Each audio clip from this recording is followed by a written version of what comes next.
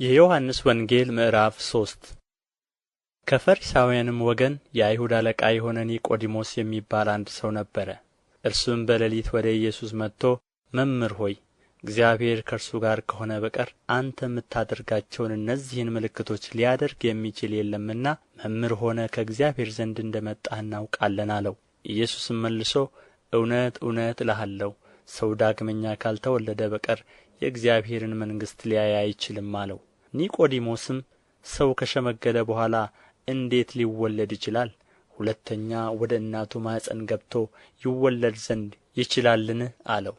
ኢየሱስም መለሰ እንዲህ ሲል እውነት እውነት እልሃለሁ ሰው ከውኃና ከመንፈስ ካልተወለደ በቀር ወደ እግዚአብሔር መንግሥት ሊገባ አይችልም።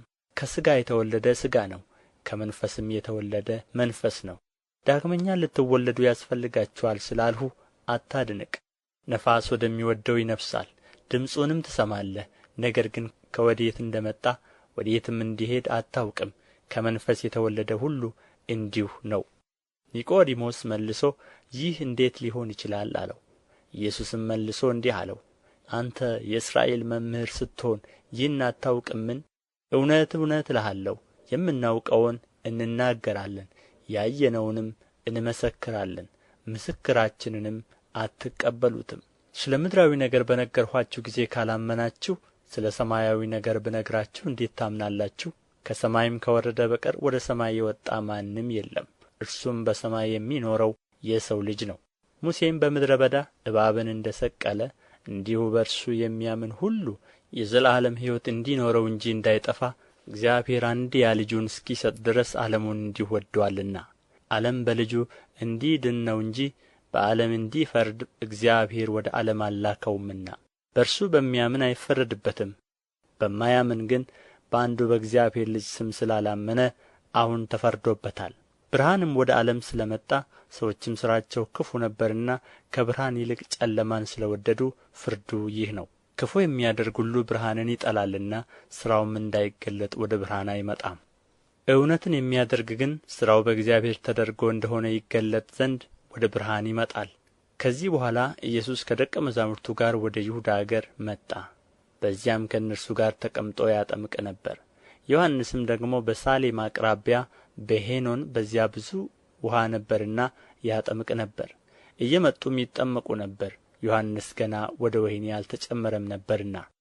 ስለዚህም በዮሐንስ ደቀ መዛሙርትና በአይሁድ መካከል ስለ ማንጻት ክርክር ሆነ።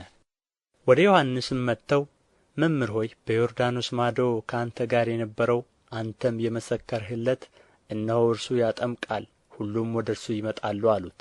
ዮሐንስ መለሰ እንዲህ ሲል ከሰማይ ካልተሰጠው ሰው አንዳች ሊቀበል አይችልም። እናንተ እኔ ክርስቶስ አይደለሁም፣ ነገር ግን ከእርሱ በፊት ተልኬአለሁ እንዳልሁ ራሳችሁ ትመሰክሩልኛላችሁ። ሙሽራይቱ ያለችው እርሱ ሙሽራ ነው፣ ቆሞ የሚሰማው ሚዜው ግን በሙሽራው ድምፅ እጅግ ደስ ይለዋል። እንግዲህ ይህ ደስታዬ ተፈጸመ።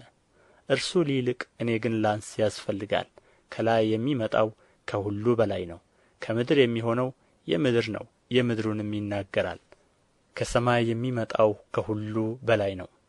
ያየውንና የሰማውንም ይህን ይመሰክራል፣ ምስክሩንም የሚቀበለው የለም። ምስክሩን የተቀበለ እግዚአብሔር እውነተኛ እንደሆነ አተመ። እግዚአብሔር የላከው የእግዚአብሔርን ቃል ይናገራልና። እግዚአብሔር መንፈሱን ሰፍሮ አይሰጥምና። አባት ልጁን ይወዳል፣ ሁሉንም በእጁ ሰጥቶታል። በልጁ የሚያምን የዘላለም ሕይወት አለው። በልጁ የማያምን ግን የእግዚአብሔር ቁጣ በእርሱ ላይ ይኖራል እንጂ ሕይወትን አያይም።